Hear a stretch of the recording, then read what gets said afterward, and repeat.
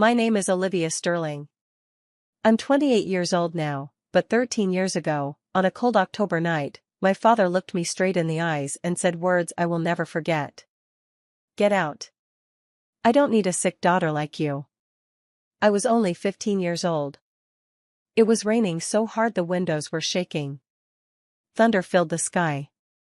I stood there frozen, soaked in fear before I was even soaked by the storm outside. And the reason I was thrown away? My younger sister lied. Not a childish little lie. A planned lie. A cruel lie. A lie she knew our parents would believe. 3 hours later, the police called my parents from the hospital. I had been hit by a car. And when my father walked into that hospital room and saw who was sitting beside my bed, his hand started shaking. Because the woman beside me was Dr. Eleanor Smith, one of the most respected professors in the state. She had found me bleeding on the road. She saved my life. And that night changed everything. Last month, I stood on stage at my sister's graduation ceremony as the keynote speaker. My parents had no idea I was coming. But before I tell you what happened when they saw me again after 13 years, let me take you back to where all of it started. I learned something very young. In our house, Madison's tears mattered more than my achievements. When I was 11 years old, I won first place at the regional science fair. I worked for months on a water filtration project. I stayed up late testing samples and building charts. When they announced my name, I thought maybe this time my parents would finally see me. I ran home holding the blue ribbon so tightly my fingers hurt. I won. I shouted the second I walked into the kitchen. Mom smiled and hugged me. That's wonderful, sweetheart. For 1 second, I felt important. Then the front door opened. Madison walked in crying. She was only 8 years old then, but she already knew how to control a room. I messed up my dance turn, she sobbed. Everyone laughed at me. Mom let go of me immediately. Oh baby, she whispered, pulling Madison close. It's okay. I stood there holding my ribbon. Nobody asked to see it. Nobody asked how I won. Nobody cared. That became my life. Madison was sensitive. Madison needed attention. Madison needed understanding. And me? I learned to stay quiet. I learned not to ask for too much.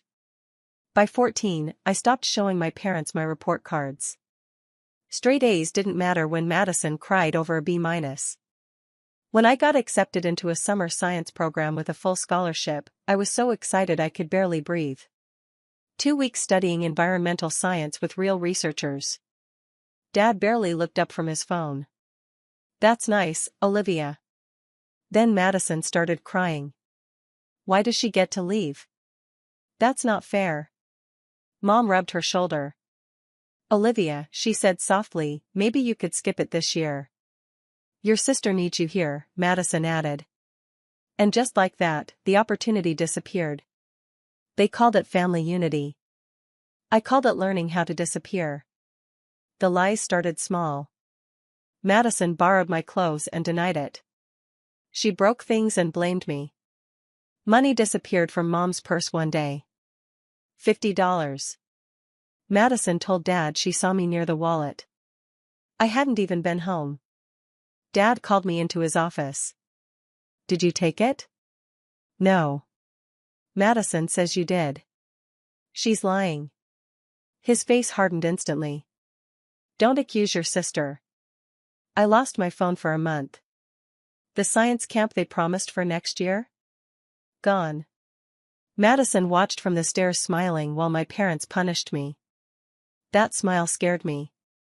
Because she realized something dangerous that day. She realized she could destroy me whenever she wanted. And my parents would help her do it. The lies got bigger after that. A broken vase. My fault. Madison failing a test. My fault because I didn't help enough. A rumor at school. Also my fault. Eventually I stopped defending myself. What was the point? My parents always believed her. Always. By 15, I felt like a ghost inside my own house. I spent most of my time at the library or at school because home didn't feel safe anymore. I told myself I only needed to survive 2 more years. Then college. Then freedom. But I never made it that far. The breaking point came during a storm.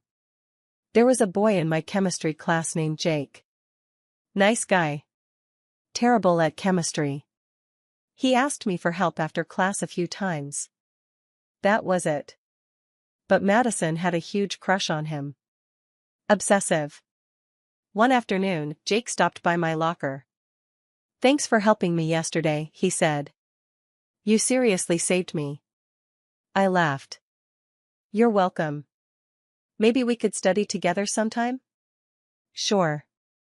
Then he walked away. And I saw Madison standing at the end of the hallway watching us. Her face looked empty. Cold. That night she barely spoke at dinner.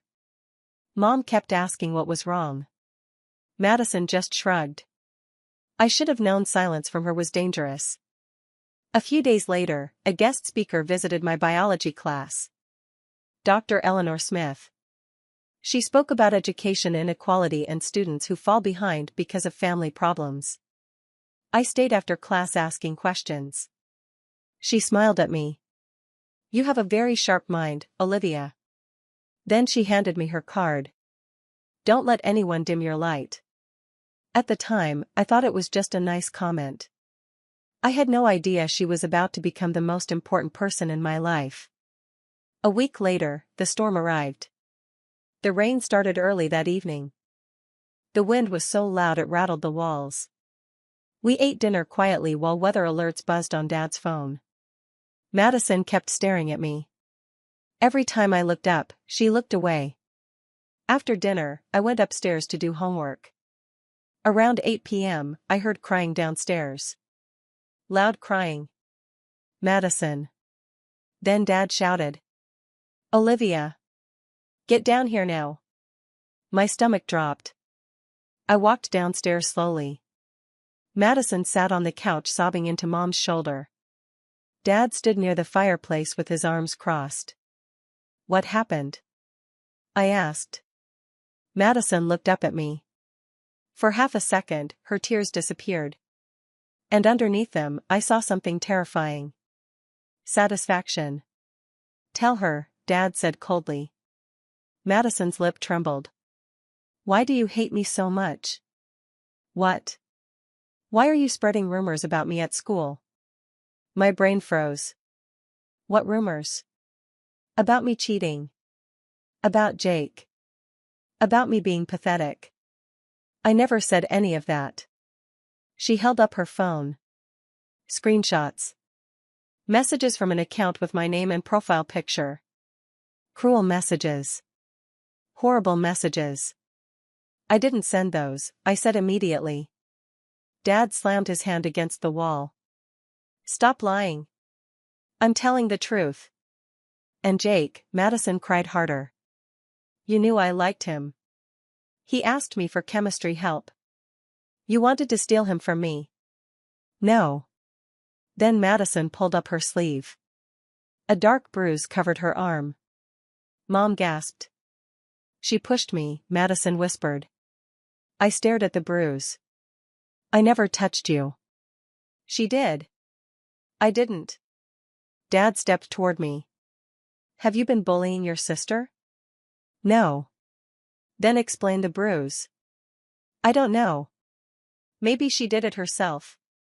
The room went silent. Madison burst into louder sobs. "You think I'd hurt myself?" "Yes." I shouted desperately. "Because you lie about everything." Mom looked horrified. Dad looked disgusted. "Something is wrong with you," he said. The words hit me like a punch. "I'm not sick." "You need help." "No, I need you to listen to me." But nobody listened. Dad pointed toward the door. "Get out." I stared at him. "It's storming outside." "I don't care." "Where am I supposed to go?" "That's not my problem." Then he said the words that stayed inside me for years. I don't need a sick daughter like you in this house. I looked at Mom, begging silently. Please stop him. Please choose me once. She turned away and kept holding Madison. My hands shook while I grabbed my jacket. When Dad slammed the door behind me, the sound felt final. Through the window, I saw Madison watching me. She wasn't crying anymore. She was smiling. The rain hit me instantly. Cold. Violent. I stood on the porch for a few seconds waiting for the door to open again. It never did. So I started walking. I called friends. Nobody answered. The library was closed. The bus station was miles away. My shoes filled with water while thunder shook the sky. I kept hearing Dad's voice in my head. Sick daughter. Maybe he believed it. Maybe everyone did. The intersection was hard to see through the rain. I crossed when the light changed. Then headlights exploded in front of me. A horn screamed. Brakes screeched. And suddenly I was flying. Pain tore through my body when I hit the pavement. Rain poured into my eyes. I couldn't breathe. Then I heard a woman's voice. Oh my God. Stay with me. Hands touched my shoulder carefully. What's your name? Olivia. Okay, Olivia. I called an ambulance. My parents. What's their number? They don't want me anymore. The woman froze. What? They kicked me out. Her expression changed immediately. Not pity. Anger. You're going to be okay, she whispered. Sirens grew louder. Then everything went black. When I woke up, I heard machines beeping. Hospital. Bright lights. Pain everywhere. And the same woman's voice. She has a severe concussion. She needs observation. I'm staying with her. I opened my eyes slightly. The woman from the road sat beside my bed. Hours later, my parents arrived. I heard Dad talking to someone. We're Olivia Sterling's parents. Then the woman answered. I'm Dr. Eleanor Smith. Silence. You're the professor from State University? Mom asked. Yes. And I'm the person who found your daughter bleeding in the road during a storm. Dad cleared his throat. It was an accident. She's 15 years old, Eleanor snapped. Why was she alone outside? Nobody answered. She told me you didn't want her anymore, Eleanor continued. Dad tried to explain. We had a family issue. A family issue? Eleanor repeated sharply. What kind of family issue ends with a child homeless in a storm? Madison suddenly spoke. She's lying. Eleanor's voice turned ice cold. No. Your sister was barely conscious and still protecting all of you. Then she called for a social worker. Dad panicked. That won't be necessary. Oh yes, Eleanor replied. It absolutely will. I opened my eyes for a second. Dad looked pale. Mom looked terrified. Madison couldn't look at me. Eleanor noticed I was awake. Everyone out, she ordered. After the room emptied, she squeezed my hand gently. You're safe now. Nobody had ever said those words to me before. 3 days later, my parents were gone. But Eleanor stayed. Every single day. She brought books. She talked to me about science and college and futures I never imagined for myself. When the social worker asked where I wanted to go after the hospital, I stared at the floor. I can't go back there. Eleanor stepped forward quietly. She can stay with me. I looked up in shock. What? Eleanor smiled softly. When I was young, someone saved me too. I want to do the same for you. I started crying immediately. Nobody had chosen me before. Nobody. So I chose a different life. Living with Eleanor felt unreal at first. Her house was calm. Quiet music. Books everywhere. No screaming. No accusations. No fear. I transferred schools and started over. For the first time in my life, people noticed my intelligence before my silence. Eleanor took me to university lectures and research events. She taught me about scholarships and grants and systems that could help students like me. Education is freedom, she always said. I believed her. I worked harder than ever. Straight A's stopped being about approval. They became proof. Proof I wasn't broken. Proof I deserved to exist. I heard small updates about my old family through mutual friends. Madison stayed the favorite child. My parents removed my photos from the house. Like I never existed. At first that hurt. Then eventually, it didn't. Because I was building something better. I graduated high school with honors. Then college with a full scholarship. I studied education policy and psychology because I wanted to help students abandoned by their families. Students like me. Eleanor cried during my graduation ceremony. I'm proud of you, she whispered. No one had ever said those words and truly meant them before. At 25, I started the Second Chances Scholarship Program. A scholarship for students from abusive homes, unstable families, and impossible situations. Students who only needed one person to believe in them. The program grew fast. One university became 5. 5 became 10. We helped dozens of students stay in school. Stay alive. Stay hopeful. Newspapers started writing about us. I gave interviews. Spoke at conferences. Then one day, my coworker David walked into my office. You've been invited to give a graduation speech. Where? Riverside State University. My chest tightened instantly. That was Madison's school. David noticed my expression. You okay? My sister graduates there. He blinked. You have a sister? I looked down. Technically. He offered to decline for me.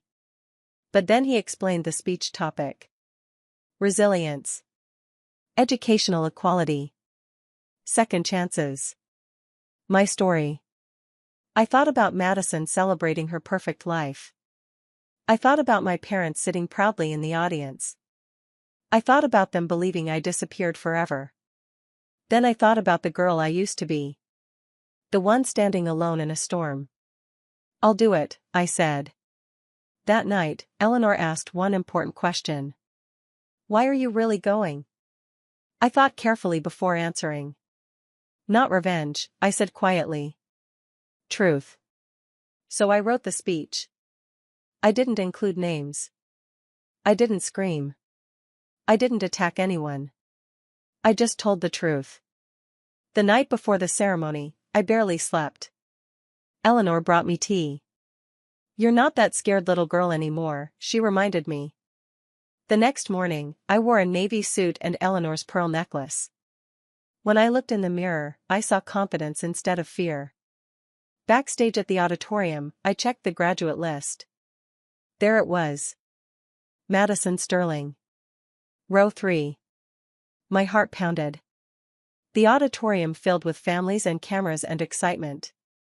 Somewhere out there, my parents were sitting down with absolutely no idea who was about to walk onto that stage. President Walsh introduced me. Please welcome Ms. Olivia Sterling. Applause filled the room. I stepped into the light. Then I saw Madison. She was smiling while clapping. Then she recognized me. Her hands froze. Her face went completely white. Behind her, my parents still clapped politely. They hadn't realized yet. I walked to the podium. Good morning, I said calmly. Dad's head snapped upward. Mom grabbed his arm. I looked across the audience. Today, I want to talk about what happens when people give up on you. The auditorium became silent. When I was 15 years old, I continued, I was told I didn't belong. I was told I was broken. Sick. Too difficult to love. Mom started crying immediately. One stormy night, I was thrown out of my home. Whispers spread through the audience. I wandered alone for hours before I was hit by a car. Madison stared at the floor. But one person stopped.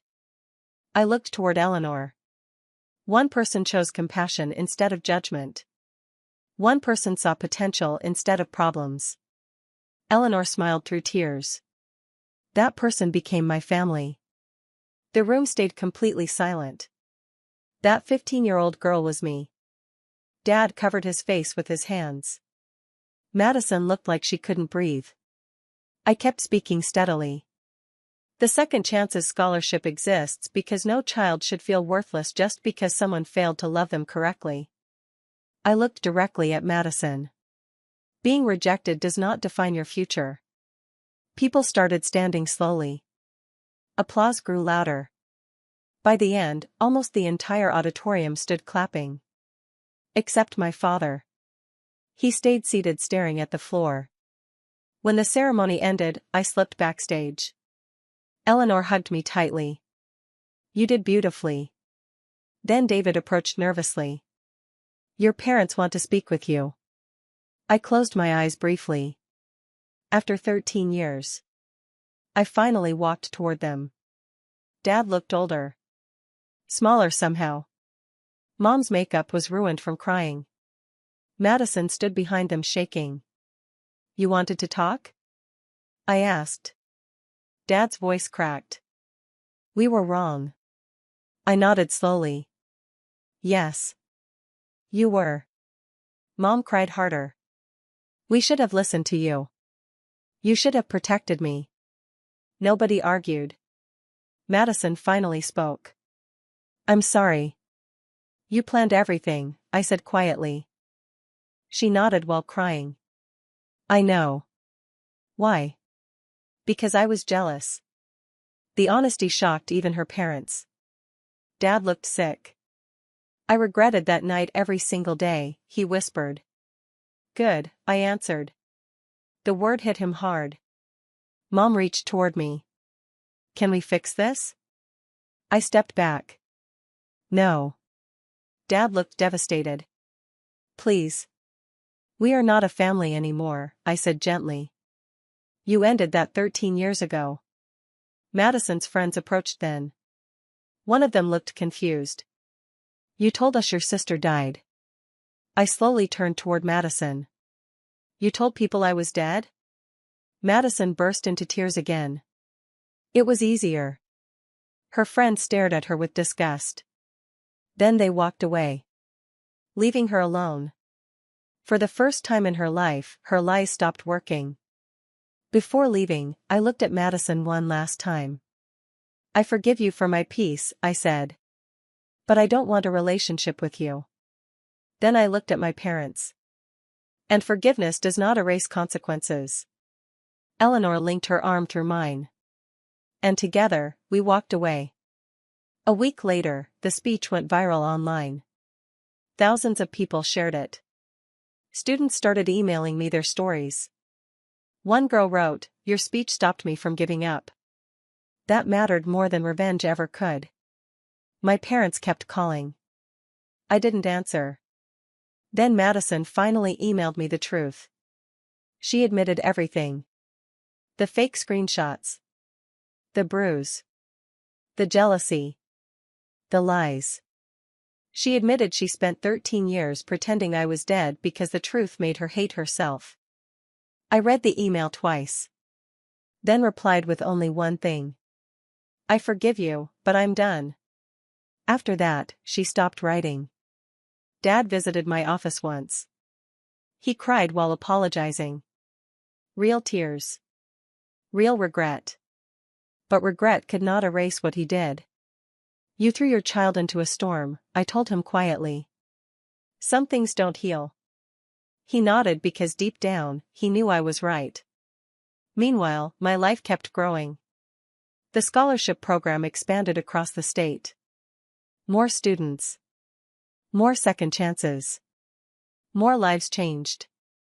And through all of it, Eleanor stayed beside me. Every step. Every success. Every difficult memory. One evening, during her birthday dinner, I raised my glass to the woman who taught me that family is chosen. Eleanor cried immediately. So did I. People sometimes ask if I regret the storm. Honestly? No. Because that storm led me to the person who finally loved me correctly. Not every abandoned child gets that chance. I know how lucky I am. But I also know this. You are allowed to protect your peace. You are allowed to walk away from toxic people. Even if they share your blood. Forgiveness does not require reconciliation. And boundaries are not cruelty. They are survival. Every year on October 15th, I drive past my old house. Not because I miss it. Not because I want revenge. I do it to remind myself of something important. That scared little girl survived. She survived rejection. She survived cruelty. She survived being told she was too broken to love. And she built a beautiful life anyway. If you're in your own storm right now, listen carefully. Someone giving up on you does not decide your worth. Someone failing to love you correctly does not make you unlovable. Build your own future. Choose your own family. Protect your peace. And never let anyone convince you that you are too broken to deserve love. You are enough. Exactly as you are. And that is the most important thing I ever learned. If this story moved you, don't forget to like the video and subscribe to the channel for more real-life stories like this. And tell me in the comments, what would you have done in my place?